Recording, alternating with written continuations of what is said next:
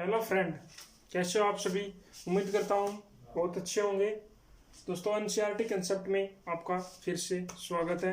हमने जो स्टार्ट कर रखी है जीके की सीरीज, आज उसका दूसरा पार्ट है। दोस्तों कुछ महत्वपूर्ण अनुच्छेद का वर्णन करेंगे आज, संवैधानिक अनुच्छेदों का, जो बहुत ही इम्पोर्टेंट है।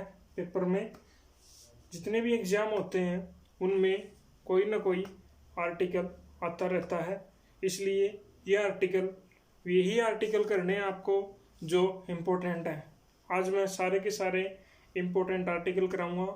पार्ट 1 है ये, और पार्ट 2 आप देखें, इसके बाद आएगा, ठीक है ना।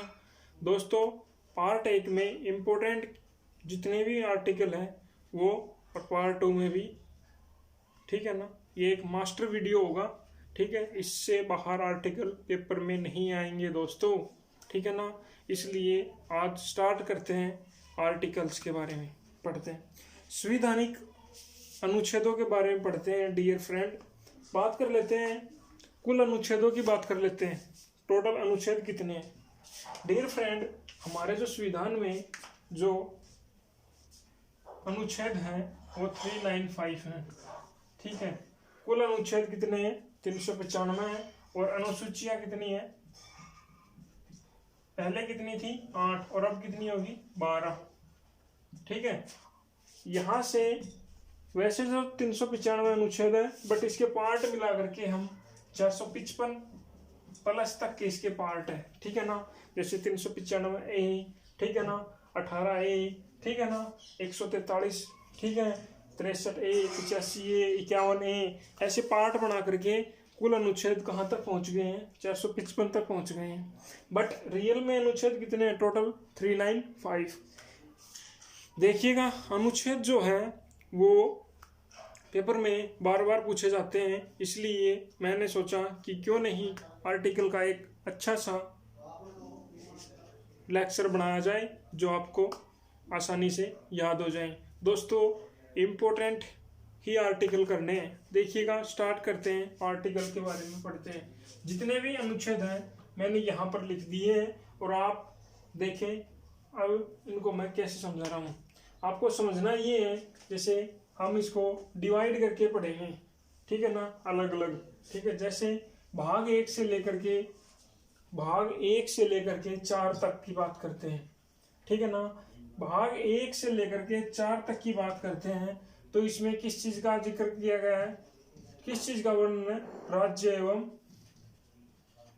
राज्य का और उसके संघ का वर्णन किया गया है, ठीक है ना। राज्य और संघ का भाग 1 से लेकर के 4 तक राज्य एवं संघ का वर्णन किया गया है। भाग 1 से लेकर के 4 तक के अनुच्छेदों में बात कर लेते हैं। जो पहला आर्टिकल है, अनुच्छेद 1 की बात करते हैं। इसमें क्या होगा? आपने पढ़ा होगा कि कोई भी जब राज्य बनता है, ठीक है ना, जब कोई भी राज्य बनता है तो उसमें लिखा हुआ होता है, जैसे हमें कोई राज्य बनाना है तो हम इन आर्टिकल के बारे में पढ़ेंगे। जैसे आर्टिकल 1 में क्या लिखा हुआ है? भारत राज्यों का संघ होगा, भारत राज्यों का संघ है, ठीक है ना। भारत से ही जो अलग अलग जो राज्य हैं भारत में, उनसे मिल करके ही भारत बना हुआ है, ठीक है ना। डियर फ्रेंड, कमेंट में बताना अब फिलहाल कुल कितने राज्य हैं और कुल कितने केंद्र शासित प्रदेश हैं, ठीक है ना।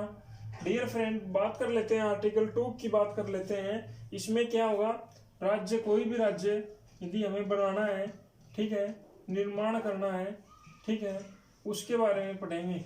बाहर से मान लीजिए कोई दूसरे देश का राज्य है, ठीक है, वो हमारे देश का राज्य बनाना है, तो आर्टिकल 2 का उपयोग करेंगे, ठीक है ना। अनुच्छेद 2 का। अनुच्छेद 3 में क्या है? किसी भी राज्य की नाम है, क्षेत्र है, उसका वर्णन किया जाएगा। किसी भी राज्य का नाम है, क्षेत्र है, उसका कितना क्षेत्र होगा, इनके बारे में वर्णन होगा। और आर्टिकल 4 की बात कर लेते हैं। उसमें इनके बारे में जितना पढ़ा हमने, उसके बीच कोई भी प्रॉब्लम आती है तो उसमें प्रावधान का ऑप्शन है। किसका है? प्रावधान का। ये पढ़े आपने भाग 1 से लेकर के 4 तक की कौन कौन से अनुच्छेद है उनके बारे में पढ़ा। अब बात कर लेते हैं भाग 2 से 5 से लेकर के 11 तक की बात कर लेते हैं। इसमें क्या बताया गया है, नागरिकता के बारे में बताया गया है। नागरिकता के बारे में बताया गया है 5 से 11 तक, बस इतना ही याद रखना है, ठीक है। आगे बात कर लेते हैं भाग 3 से लेकर के 12 से 35 तक के बीच की भाग याद करने हैं। कैसे करेंगे, ये सारे के सारे मौलिक अधिकार हैं। इसमें क्या बताया गया है, मौलिक अधिकारों के बारे में बताया गया है। 12 से लेकर के 35 तक के बीच के जितने भी आर्टिकल हैं, अनुच्छेद हैं, वो 12 से लेकर के 35 तक के बीच में बताया गया है। अब बात कर लेते हैं भाग 4 की 36 से लेकर के 51 तक के जो भी अनुच्छेद हैं उनका जिक्र किया गया है, और वो किसके कारण होता है, मौलिक कर्तव्य में।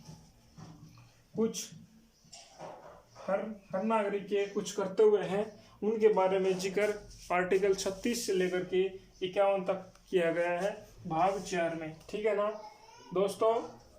ये जो दोनों हैं, मौलिक अधिकार और मौलिक कर्तव्य, इनका पार्ट 3 आएगा। आप उसमें इनका पूरी तरह से वर्णन देखेंगे, ठीक है ना। इससे आगे बात कर लेते हैं भाग 4A के 51A, ठीक है ना। इसमें क्या हुआ था, जो भाग 4A है इसकी बात कर लेते हैं 51A की। उसमें आपने याद हो तो 42वां संविधान संशोधन हुआ था 1976 में, ठीक है। 42वें संविधान संशोधन किया गया था 1976 में। उसमें क्या जोड़ा गया था, मौलिक कर्तव्य को जोड़ा गया था। क्या जोड़ा गया था, मौलिक कर्तव्य को जोड़ा गया था। यहाँ से क्वेश्चन आ सकता है दोस्तों, इसलिए इसको आप याद करें और बहुत ही इम्पोर्टेंट है ये, ठीक है। अब इससे अगला जो पार्ट है इम्पोर्टेंट, वो राष्ट्रपति के बारे में पढ़ेंगे। हमें पता है कि हमारे देश में एक राष्ट्रपति होता है, फिर उपराष्ट्रपति होता है, फिर हमारी मंत्रिपरिषद होती है, ठीक है ना। अब राष्ट्रपति के बारे में बात कर लेते हैं।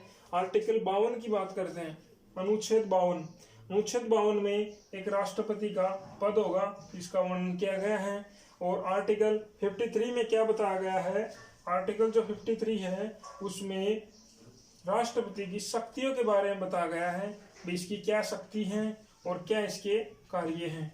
इनका वर्णन किसमें किया गया है, आर्टिकल 53 में, ठीक है ना। बात कर लेते हैं अनुच्छेद 54 की। अनुच्छेद 54 में क्या बताया गया है भी, राष्ट्रपति का निर्वाचन कैसे होगा, ठीक है। निर्वाचन के बारे में, राष्ट्रपति का निर्वाचन के बारे में बताया गया है। डियर फ्रेंड, आप यहाँ तक के आर्टिकल तो याद कर चुके होंगे, और बात कर लेते हैं आर्टिकल 61 की। 61 में क्या बताया गया है दोस्तों, देखिएगा। आर्टिकल जो 61 है इसमें महाभियोग के बारे में बताया गया है कि राष्ट्रपति पर महाभियोग लगाया जा सकता है, ठीक है। राष्ट्रपति को संसद में महाभियोग लगा करके हटाया भी जा सकता है, ठीक है। अब पढ़ेंगे आर्टिकल 72 के बारे में दोस्तों। आर्टिकल जो 72 है ये, इसमें क्षमादान का वर्णन है भी, राष्ट्रपति क्षमा कर सकता है। मान लीजिए सुप्रीम कोर्ट ने किसी को सजाए मौत दे दी गई है का निर्णय ले लिया है, तो आप याचिका लगा सकते हैं राष्ट्रपति के। राष्ट्रपति चाहे तो उसको क्षमा कर सकता है, उसकी सजा को उम्र कैद में बदल सकता है, ठीक है ना। इसके बारे में आर्टिकल 72 में वर्णन किया गया है। आप पढ़ते हैं दोस्तों आर्टिकल 85 के बारे में। अनुच्छेद 85, इसमें किसका जिक्र है, लोकसभा का जिक्र है। लोकसभा का विघटन हो सकता है। लोकसभा का विघटन के बारे में अनुच्छेद 85 में वर्णन किया गया है। अब बात कर लेते हैं आर्टिकल 123, 123 की बात कर लेते हैं। इसमें अध्यादेश पेश किया जा सकता है। संसद और लोकसभा और राज्यसभा से, तीनों सदनों से अध्यादेश पेश किया जा सकता है। और आर्टिकल 143 के बारे में बात कर लेते हैं। सुप्रीम कोर्ट से सलाह ले सकता है कौन, राष्ट्रपति, ठीक है ना। सुप्रीम कोर्ट से सलाह ले सकता है। उपराष्ट्रपति के बारे में बात करेंगे, अगला जो पार्ट है उसमें आर्टिकल 63 है, 64 और 63 दोनों ही उपराष्ट्रपति के हैं। वेरी वेरी इंपॉर्टेंट है दोस्त। इसमें उपराष्ट्रपति के पद के बारे में बताया गया है। भी एक उपराष्ट्रपति होगा। भारत के संविधान में बताया गया है कि आर्टिकल 63 के अनुसार, अनुच्छेद 63 के अनुसार भारत का एक क्या होगा, उपराष्ट्रपति होगा। आर्टिकल 64 की बात कर लेते हैं, अनुच्छेद 64 की बात कर लेते हैं। तो इसमें क्या बताया गया है कि जो राष्ट्रपति होगा वही राज्यसभा का सभापति के रूप में काम करेगा, राज्यसभा का सभापति के रूप में काम करेगा। प्रधानमंत्री के बारे में पढ़ते हैं दोस्तों। प्रधानमंत्री के बारे में जो 3 आर्टिकल हैं, ये तीनों इंपॉर्टेंट हैं, पेपर में आए गए हैं, ठीक है ना। देखिएगा, इसमें राष्ट्रपति अपनी सहायता के लिए मंत्रिपरिषद का गठन करता है, ठीक है ना, आर्टिकल 74 के अंतर्गत। और आर्टिकल 75 के अंतर्गत क्या करता है, राष्ट्रपति प्रधानमंत्री, संविधान में 75 जो आर्टिकल है उसमें प्रधानमंत्री का पद के बारे में बताया गया है, ठीक है ना दोस्तों। आगे पढ़ेंगे दोस्तों, आर्टिकल जो 79 है, आर्टिकल 79 उसमें किस चीज का जिक्र किया गया है डियर फ्रेंड, उसमें संसद का जिक्र किया गया है। अभी हमारा एक संसद होगा, ठीक है ना, संविधान में ये जिक्र किया गया है कि हमारा एक संसद होगा। और आर्टिकल जो 80 है उसमें राज्यसभा का वर्णन किया गया है। और आर्टिकल 81 में लोकसभा के बारे में बताया गया है, ठीक है ना डियर फ्रेंड। ये जो है तीनों ही संसद से रिलेटेड है, आपको आसानी से याद हो जाएंगे। 79 जो अनुच्छेद है उसमें संसद का जिक्र है। और आर्टिकल जो 80 है उसमें सबसे पहले जो उच्च सदन होता है वो पहले लिखा जाता है, जैसे राज्यसभा है। और आर्टिकल 81 में लोकसभा का। अब बात कर लेते हैं, ये इंपॉर्टेंट है दोस्तों, आर्टिकल 100 इसकी बात कर लेते हैं। तो ये क्या होता है, अध्यक्ष महोदय का जो निर्णायक मत होता है, अध्यक्ष महोदय का जो निर्णायक मत होता है उसके बारे में जिक्र किया गया है आर्टिकल 100 में, अनुच्छेद 100 में। अब बात कर लेते हैं अनुच्छेद 105 की। अनुच्छेद 105 है उसमें क्या बताया गया है, संसदीय विशेषाधिकार के बारे में बताया गया है। संसदीय विशेषाधिकार, ठीक है, संसदीय विशेषाधिकार। और बात कर लेते हैं 108, इसमें क्या होता है, राष्ट्रपति संयुक्त अधिवेशन बुला सकता है, ठीक है, जिसमें लोकसभा भी होती है और राज्यसभा भी होती है। और आर्टिकल 110 की बात कर लेते हैं, इसमें आर्टिकल 110 में धन विधेयक पेश किया जाता है। धन विधेयक का जिक्र कहाँ है, आर्टिकल 110 में। और आर्टिकल 11 की बात कर लेते हैं, उसमें आर्टिकल जो 11 है उसके बारे में यदि हम बात करते हैं तो बजट के बारे में है। किसके बारे में है, बजट के बारे में है। 112 है, सॉरी, बजट के बारे में बताया गया है 112 में।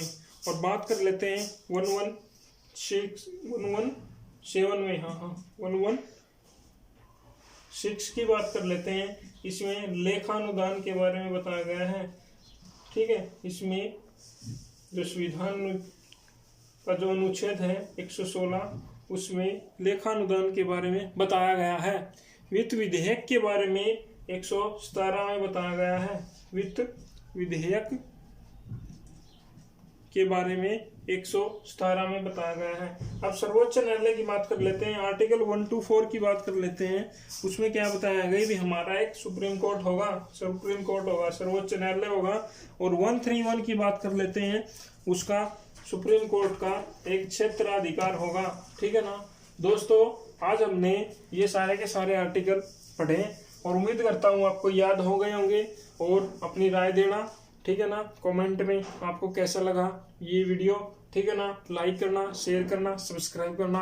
और पार्ट 2 देखना न भूलें, जल्दी पार्ट 2 आ रहा है अनुच्छेद का, ठीक है ना दोस्तों। जय हिंद।